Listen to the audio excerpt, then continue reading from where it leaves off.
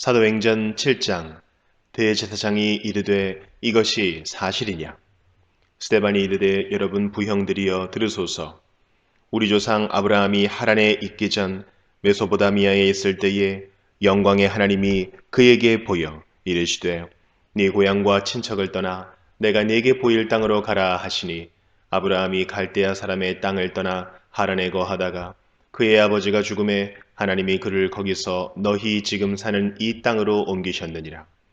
그러나 여기서 발붙일 만한 땅도 유업으로 주지 아니하시고 다만 이 땅을 아직 자식도 없는 그와 그의 후손에게 소유로 주신다고 약속하셨으며, 하나님이 또 이같이 말씀하시되 그 후손이 다른 땅에서 나그네가 되리니 그 땅 사람들이 종으로 삼아 400년 동안을 괴롭게 하리라 하시고, 또 이르시되 종 삼는 나라를 내가 심판하리니 그 후에 그들이 나와서 이곳에서 나를 섬기리라 하시고, 할례의 언약을 아브라함에게 주셨더니 그가 이삭을 낳아 8해 만에 할례를 행하고 이삭이 야곱을, 야곱이 우리 12조상을 낳으니라. 여러 조상이 요셉을 시기하여 애굽에 팔았더니 하나님이 그와 함께 계시어 그 모든 환난에서 건져내사 애굽 왕 바로 앞에서 은총과 지혜를 주심에 바로가 그를 애굽과 자기 온 집의 통치자로 세웠느니라. 그때 애굽과 가나안 온 땅에 흉년이 들어 큰 환난이 있을세 우리 조상들이 양식이 없는지라. 야곱이 애굽에 곡식이 있다는 말을 듣고 먼저 우리 조상들을 보내고 또 재차 보냄에 요셉이 자기 형제들에게 알려지게 되고 또 요셉의 친족이 바로에게 드러나게 되니라. 요셉이 사람을 보내어 그의 아버지 야곱과 온 친족 75사람을 청하였더니 야곱이 애굽으로 내려가 자기와 우리 조상들이 거기서 죽고 세겜으로 옮겨져 아브라함이 세겜 하물의 자손에게서 은으로 값주고 산 무덤에 장사되니라. 먼저 기도하겠습니다. 하나님, 이제는 예배 드리기도 힘든 세상이 우리 앞에 놓여 있음을 고백합니다. 이럴수록 우리가 더욱더 용기 내고 더욱더 서로를 위로하며 우리 안에 있는 하나님의 섭리를 누리며 사는 우리가 될 수 있도록 도와주시옵소서. 오늘 말씀을 전하고 듣는 자 모두 말씀대로 믿고 말씀대로 따라 사는 하나님의 백성이 되도록 인도하여 주시옵소서. 감사하고 예수 그리스도인 받들어 기도드립니다. 아멘. 저와 여러분은 지난주 초대교회, 예루살렘 초대교회에서 7집사를 선출하는 그런 부분을 우리가 보았습니다. 7집사를 선출해서 교회 일을 효율적으로 분담을 하였다는 것은 교회 사역이 전문화되기 시작하였다는 것이고, 이것이 복음 전파와 또한 예배에 대한 집중을 할 수 있는 곳에 또 예배가 원활하게 돌아갈 수 있도록 그런 기반을 마련해 주었다는 뜻이기도 하거니와, 또 하나는 이제 교회 사역은 사도들이 전담하는 것뿐만이 아니라 또한 초대교인 전체에게 주어진 사명이자 사역이라는 의미가 되겠습니다. 초대교회나 또한 우리 현대교회나 구성원 누구나 복음 전파를 할 수 있도록 되어 있죠. 또한 구성원 모두 다 같이 예배에 합심하여서 동역하는 것이 교회의 원칙이기도 합니다. 오늘 저와 여러분이 이제 7장을 통해서 스데반 집사를 보게 됩니다. 이 스데반 집사는 아마 7집사 중에 가장 그 복음 증거를 하는 능력이 탁월했던 사람으로 우리 사도행전 6장에는 그렇게 기록이 되어 있었습니다. 그래서 이 당시에 예루살렘에 있었던 종교 지도자, 그러니까 유대교의 종교 지도자들은 더욱더 큰 위기감을 느꼈을 것이 분명합니다. 왜냐하면 지난번에도 몇 차례 사도들을 불러서 위협을 하였습니다. 그런데 그것이 잘 되지 않았죠. 처음 이 사도들을 위협할 때 그 유대교의 지도자들은 사도들을 만만하게 보았습니다. 왜냐하면 대부분이 갈릴리 어부 출신이었기 때문에 만만하게 볼 수 있었던 것이죠. 그런데 이제는 스데반이라는 아주 평신도였죠. 사도 못지않은 능력을, 복음 전파 능력을 가진, 그리고 또한 유대 문명과 유대 문화와 헬라 문화를 잘 이해하는, 양쪽 다 잘 이해하는 그런 평신도가 나와서 하나님 말씀, 복음을 전파하니까 이것이 일반 사람들에게 훨씬 더 확장성이 있다는 것을 실감하게 된 겁니다. 그러니까 그 큰 위기감을 느끼게 되었습니다. 이들이 그래서 또 이 스데반 집사를 잡아서 모세의 율법을 가지고 또 신성 모독을 했다는 죄목으로 공회 기소를 하였습니다. 오늘 본문에 스데반 집사의 7장 전체는 스데반 집사의 변증 설교라고 합니다. 이것을 그러니까 논리로서 증거를 하는 것이죠. 개인적으로 이 성경에 기록되어 있는 모든 설교들 중에서 예수님의 그 말씀만 빼놓고는 저는 개인적으로 이 스데반의 7장에 기록된 설교가 가장 탁월한 설교라고 저는 믿고 있습니다. 최고의 설교문으로 저는 알고 있습니다. 또한 우리가 또한 눈여겨보아야 될 것은 이 당시에 공회의 분위기를 같이 기록한 누가의 예리한 통찰력과 그 탁월함에도 우리가 눈길을 줘야 될 필요는 있습니다. 왜냐하면 이전 여러 차례 율법을 가지고 공회에서 기소를 했죠. 그 누가는 그것을 짧은 제명, 신성 모독죄, 그 6장 후반부에 나오죠. 신성 모독죄로 사도가 아니라 이제 스데반 집사를 이렇게 기소를 하였습니다. 그렇지만 7장 전체를 통하여서 다소 길지만 이 스데반 집사의 변증 설교를 기록하고 있었습니다. 이걸 무슨 뜻이냐? 비교를 중점적으로 이 글을 읽는 사람들은 이 스데반 집사의 변증과 또 그 유대교 지도자들의 이런 그 율법을 가지고 이렇게 밀어붙이는 그런 것을 비교해 보라는 그런 의미가 되겠습니다. 또 하나 우리가 비교할 것이 있는데요. 이 7장에는 7장 2절에 보면은 스데반 집사가 설교를 이렇게 시작합니다. 부형들, 이렇게 시작합니다. 영어로는 brothers and fathers. 이게 무슨 말이냐? 당시 유대교의 지도자들을 높여 부르는 칭호입니다. 이 스데반 집사가 brothers and fathers라고 얘기한 것은 그 설교가 진행되면서, 본인의 설교가 진행되면서 독자들은, 주위 사람들이 이것을 분명히 듣고 비교해 보라는 것입니다. 무엇이냐? 이 공회의 지도자들이 내세우는 이런 율법과 이 행위들, 그것을 내가 지금으로부터 얘기할 우리 선조들의 믿음과 행동에 어떻게 비교 한번 해보라는 것이지요. 이런 메시지를 가지고 있어요. 그것을 놓치지 않고 누가가 기록했다는 것이죠. 뉴포인트 교회 성도 여러분, 오늘 우리 스데반 집사의 전도하는 방법, 또 설교하는 방법을 눈여겨서 이렇게 보시기 바랍니다. 상대방에게 우리가 설득력을 가지려면 해박한 지식이 필요합니다. 또한 지적인 능력이 필요하고 역사적인 통찰력까지 우리가 겸비해야 된다는 것을 우리는 알 수가 있습니다. 또한 일방적인 주장보다는 공통의 관심사에서 논리가 시작된다는 것, 여러분들이, 저와 여러분이 같이 이렇게 느끼면서 오늘의 본문을 시작해 보도록 하겠습니다. 여러분, 지금 스데반 집사가 설교를 하는 이 장면은 본인의 목숨이 달려있는 아주 긴박한 상황입니다. 그렇지만 스데반 집사는 침착함을 발휘하였습니다. 지금 우리의 상황은 어떤가요? 역시 긴박한 상황 속에 있지 않습니까? 처음 당해보는 일입니다. 무엇을 해야 하는지, 어떻게 해야 되는지도 모릅니다. 이럴 때 우리 스데반 집사의 그 이야기 안으로 들어가서 아무것도 모르고 어떻게 얘기해야 될지 모르는 이 순간에 우리가 무엇부터 챙겨야 되는지, 무엇부터 확신을 해야 되는지 오늘의 이야기를 통해서 저와 여러분이 같이 은혜를 얻기 바랍니다. 스데반 집사는 이스라엘의 역사와 교회를 통해서 보여지고 있는, 그리고 일어나고 있는 이런 일들은 하나님의 섭리하심을 증거한다. 이런 것을 지금 얘기를 하고 있어요. 지금 우리 인생에도 힘든 어려운 일들이 벌어지고 있습니다. 이것은 우리에게 공포나 두려움과 또 어려움만 뜻하는 것이 아니라 도리어 이것이 우리에게 하나님의 섭리를 증거한다는 것을 위로 삼으시고 또한 용기를 내는 그런 저와 여러분이 되시기 바랍니다. 2절에 보면 본문의 2절에 보면 아브라함을 언급하고 있습니다. 이 유대인들에게 아브라함은 누구인가요? 민족의 시작이었던 사람, 민족의 뿌리였기도 했지만 그들이 가지고 있는 믿음의 조상입니다. 하나님의 섭리는요, 사람들이 만든 율법 이전부터 존재하고 있었다는 것을 지금 증명을 하고 있는 것이죠. 3절에 보면 직접 하나님께서 아브라함을 부르셨다 이렇게 되었죠. 아브라함이 나는 지금부터 하나님 믿을 거야 이렇게 해서 되었나요? 아닙니다. 아브라함의 결심이 아니었어요.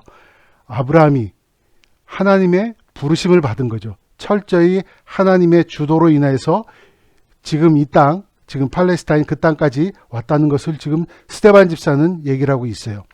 아브라함이 원래 살던 곳은 메소포타미아, 또 그리고 갈대아라고 되어 있죠. 지금의 이라크 북쪽에 해당하는 곳이 되겠습니다. 이곳은 불신과 이방의 땅이었어요.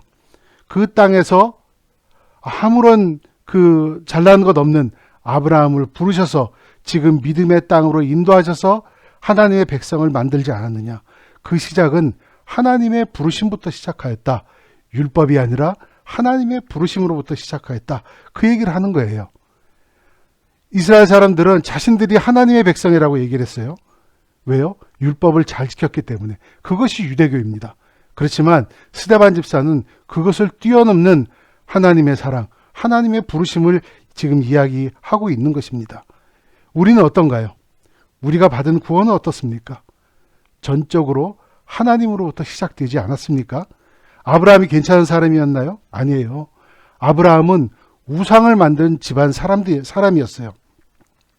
우리도 선하고 정말 법 없이도 살 것 같아서 하나님께서 우리를 부르셨을까요? 그래서 우리가 구원을 받게 되었나요? 그렇지 않습니다. 로마서 5장 8절에 보면 이런 말씀이 있죠. 우리가 아직 죄인 되었을 때 하나님이 우리를 부르신 겁니다. 이 은혜로운 부르심이 이것이 정말 우리 한 사람 한 사람에게 진리로 받아들여질 때 우리는 참된 감사, 참된 겸손, 그리고 참된 인생의 변화가 일어날 것을 믿습니다. 하나님이 저와 여러분을 이 가정, 이 교회, 이 직장, 이 일터, 이 자리, 이 상황 안으로 부르셨다는 그런 인식, 하나님이 나를 이곳으로 부르셨다. 그런 인식이 있을 때 우리에게 이 땅 위에서 진정으로 무엇을 해야 되는지 그 소명이 드러나게 되는 것입니다. 저와 여러분을 향한 하나님의 부르심을 깨닫고 응답하시고 순종하시는 여러분들 되시기 바랍니다. 믿음의 조상이라고 하는 아브라함은 주목하시기 바랍니다. 그 약속의 땅, 하나님의 부르심을 받고 약속의 땅으로 갔습니다. 약속의 땅으로 갔었을 때 잘 먹고 잘 살았을까요? 정말 성공한 인생이 되었는가요? 그렇지 않습니다.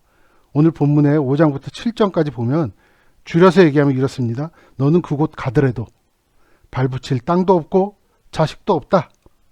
나중에 후손을 많이 보게 될 건데 그 후손들도 한 400년 동안 고생할 거야. 그리고 그 고생 다 한 후에 그 다음에 좀 형편이 펴지기 시작할 거야. 하나님은 그런 약속을 아브라함에게 주셨습니다. 여러분 깊게 생각해 보시기 바랍니다. 이것이 성공한 인생입니까? 이것이 정말 복 있는 약속이라고 여러분 받으실 수가 있겠어요? 하나님의 언약치고는 너무 가혹하지 않습니까? 만약에 저와 여러분 같았으면 이런 언약을 받고 싶었을까요? 도대체 아브라함은 얼마나 황당했을까요? 그렇습니다. 사람의 관점에서 보자면 오늘, 지금 인생 성공하는 것이 복입니다. 그렇다면 성공한다면 복받았다고 생각을 하게 돼 있습니다. 그렇지만 하나님의 복의 관점은 다르다는 것을 저와 여러분이 인식하시기 바랍니다. 하나님의 관점에서는 오늘 성공하는 것 자체가 복을 의미하는 것이 아닙니다. 왜냐하면 오늘 성공한다고 해서 내일이 보장되지 않기 때문에 그렇습니다. 내일 오늘 성공이 다 날아갈 수도 있는 것이죠. 저와 여러분 인생 살면서 그런 인생 경험들 허다하게 경험하지 않았습니까? 지금 우리가 당하고 있는 이 그 우한 바이러스의 이 황당한 상황, 도대체 어느 누가 올해 초에 시작할 때 어느 누가 상상이나 할 수 있었겠습니까? 그런 면에 있어서 우리는 하나님의 관점의 복을 생각해 봐야 돼요. 무엇이냐? 영원한 삶이 있는 내일을 위해서 오늘을 믿음으로 사는 것이 진정한 복이라는 것이지요. 히브리서 11장 1절은 이렇게 돼 있어요. 믿음은 바라는 것들의 실상이란 말이 있습니다. 이 말은 믿는 사람들은 어떻게 이 땅 위에서 하나님의 복을 누리고 사는가? 정답이 나와 있습니다. 믿음과 소망을 통해서 누린다는 것이죠. 하나님의 섭리 안에서 나의 구원, 나의 성공, 행복은 이미 언약이 된 것입니다. 우리에게 주신 것입니다.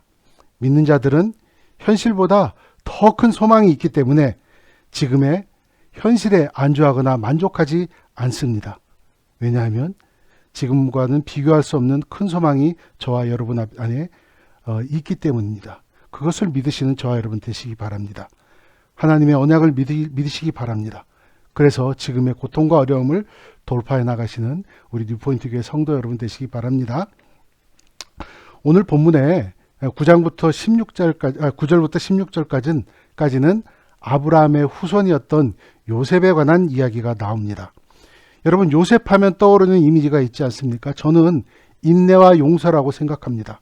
그 모진 인생 고난을 통해서 단 한 번도 실수하지 않는, 그래서 인내하는 그런 성품을 보였습니다. 그 모진 인생을까지 내몰았던 그 형제들을 용서하고 후에는 나중에 도움까지 주었지요. 요셉의 인생을 보자 보면은 정말 그때 고비고비마다 하나님께서 도우심이 있었다는 것을 우리는 볼 수가 있습니다. 무엇으로 그 고생 다 이겨냈을까요? 나는 야곱의 사랑받는 아들로서 하나님이 부르셨다? 혹은 내 꿈속에서 하나님께서 큰 복을 주시겠다고 하셨던 하나님의 언약이 있었으니까 나는 잘 될 거야? 그러고 그 고통, 그 인생의 쓴맛을 다 보았을까요? 저는 그렇게 생각지 않습니다. 그것 외에 요셉이 가지고 있었던 것은 그 무섭고 두려운 일들 가운데서 낙심과 절망의 순간 안에서 인내하고 지냈다는 것 자체가 하나님의 도우심을 믿었기 때문이라고 저는 생각합니다. 자신을 질투하고 죽이려 하였던 형제들을 다시 보았어요. 그것도 형제들은 다 망해갔고 본인은 그 고생 끝에 정말 자수성가해서 이집트의 2인자라는 정말 큰 자리까지 올랐죠. 그 순간에 형제들이 자기의 목숨 살려달라고 온 겁니다. 그 순간 정말 인간적으로 얼마나 쌓인 게 많았겠어요. 그런데 그들을 다시 본 순간 용서할 수 있었던 것이 바로 그 안에 요셉은 하나님의 도우심이 있었다는 것을 믿었다는 것이라고 저는 생각합니다. 여러분, 이 대목에서 우리가 생각해야 될 것이 있습니다. 무엇이냐면 만약에 우리 삶 속에 요셉과 같은 인내와 용서의 열매가 보이지 않는다면 우리는 지금 어쩌면 나는 별로 하나님의 도움이 필요하지 않아 라는 그런 영적 교만에 빠져 있는 것이 아닌지 다시 한번 생각해 보시기 바랍니다.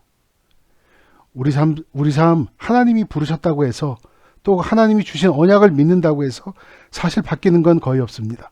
어려움은 그대로 있을 것이고 우리에게 슬픈 일이 생길 것이고 고통과 불안도 계속될 것입니다. 그것이 사라지는 것은 아니에요.